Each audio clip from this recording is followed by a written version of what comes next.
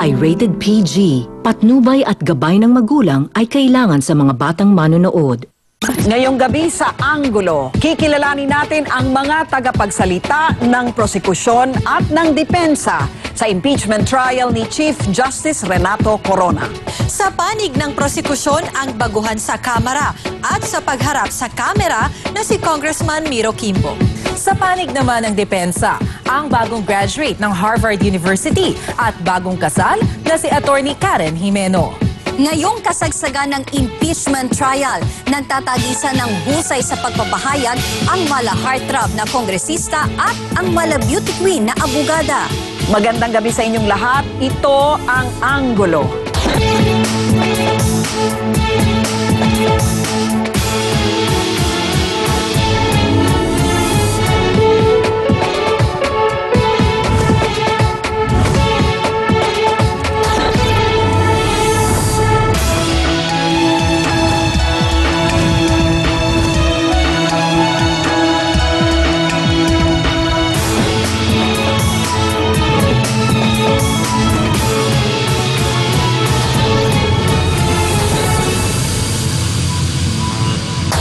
Sa mala telenobelang pagdinig sa impeachment ng punong mahistrado, may dalawang bagong mukha at tinig na sumisikat.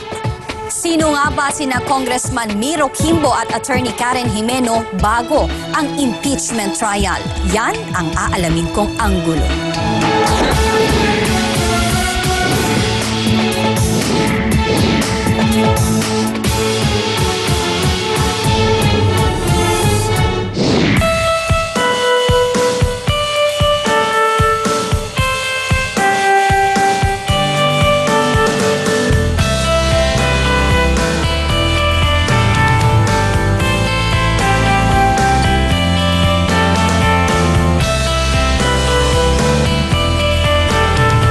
Sa kasagsagan ng impeachment trial ni Chief Justice Renato Corona, dalawang bagong mukha ang nakilala. Mula sa magkabilang panig ng prosekusyon at ng depensa.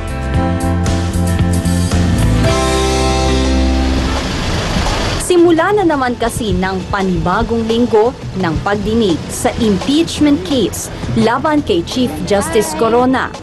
At bago pa makarating sa loob ng impeachment court sa Senado, kaliwat kanan na ang sumasalubong na media para hingan sila ng pahayag. Malacanang, not yet. Speedy trial. They have to stick to the order. Sa panig ng defense team, si Attorney Karen Jimeno ang pinakabatang miyembro at nag-iisang babaeng tagapagsalita. Kahit sabihin natin, merong mga desisyon dun sa Mega World dati, ito yung mga desisyon na hindi lamang si Chief Justice Corona ang nagsulat o bumoto. Sa panig naman ng prosekusyon, si Representative Romero Miro Kimbo ng ikalawang distrito ng Marikina City na isa ring abogado ang nahirang na pangunahing tagapagsalita. Mag-ingat sa sinasabi kasi baka may sabihin tayo na maaaring maka-damage. We are not the subject matter here. We are just messengers of the subject, which is the work that's being done by the impeachment team. Dalawang mukha mula sa magkaibang panig ng kwento. Iisa ang layunin at trabaho, ang ipagtanggol at kumatawan sa kani-kanilang kampo. Bago pa man pumunta sa Senado, sunod-sunod na tawag at text messages na ang inaasikaso ni Attorney Jimeno. Pag nasasakyan ako ngayon, nagte-text back ako dun sa mga nagpapaschedule ng interview sa Senate, pagdating ko dun, tsaka dun sa mga nagpapaschedule ng interview mamayang gabi after ng hearing. Another day. Start of the week. Ha? Simula't simula po sa umaga, talagang pagsagot po ng mga telepono, interviews, pag-aaral, pero wala pong on an ordinary day, talagang umaatikabo po. Wala pong kahit isang minutong naaaksaya. Another day of the impeachment trial. Diretso muna ako dun sa holding room ng defense. Dahil pareho silang abogado, pareho rin silang humahawak ng mga kasong legal. Sari-saring mga tax-related cases at mga problema sa kumpanya ang focus ni Attorney Jimeno. Samantalang isa si Attorney Kimbo sa mga humawak ng impeachment case laban sa dating Pangulong Joseph Estrada. Na ako'y bahagi ng isang law office na nag-represent kay Clarissa Ocampo. So, siguro naging mabigat din yun na batayan niya. Pero marami ang nagtatanong kung paano nga ba sila napili bilang mga tagapagsalita ng kani-kanilang grupo. Si Speaker Belmonte ang talaga nagtulak sa akin maging bahagi dito sa impeachment.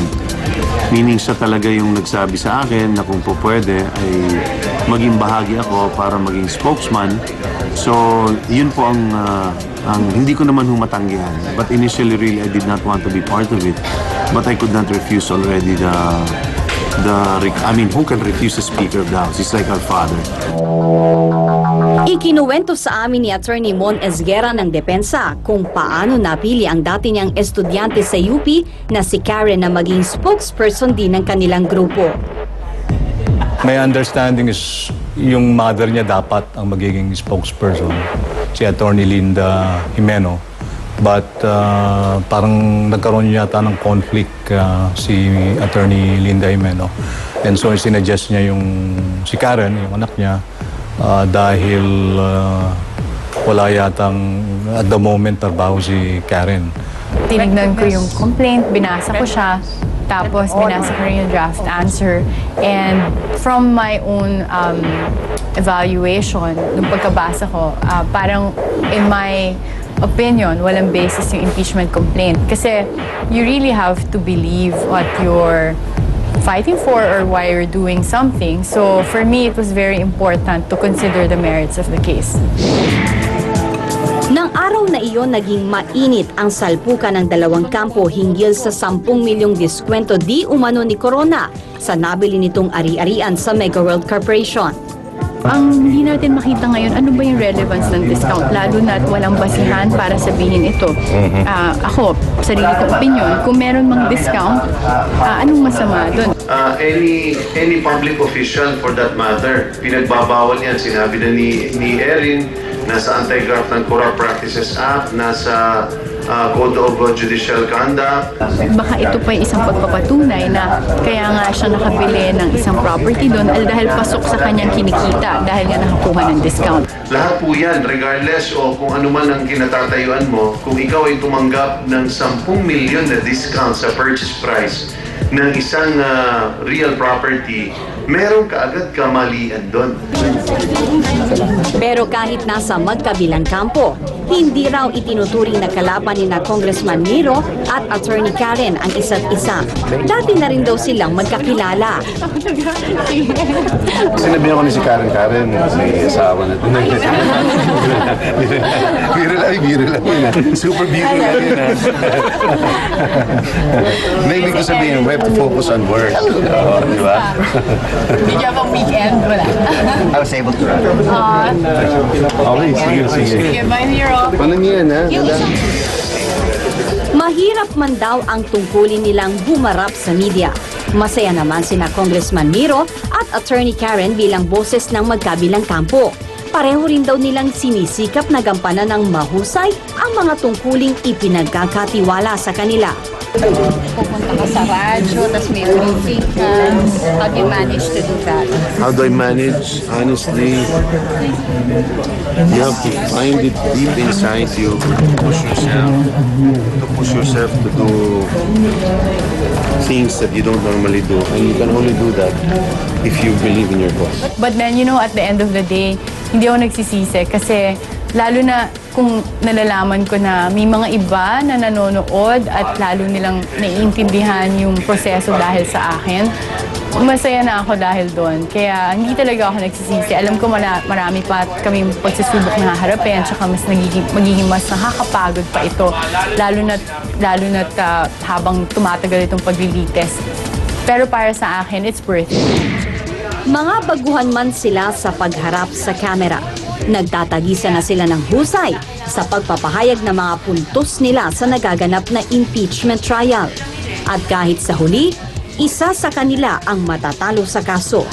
Hindi maikakailang malaki na rin ang epekto ng kanilang mabilis na kasikatan na dulot ng kasalukuyan nilang trabaho.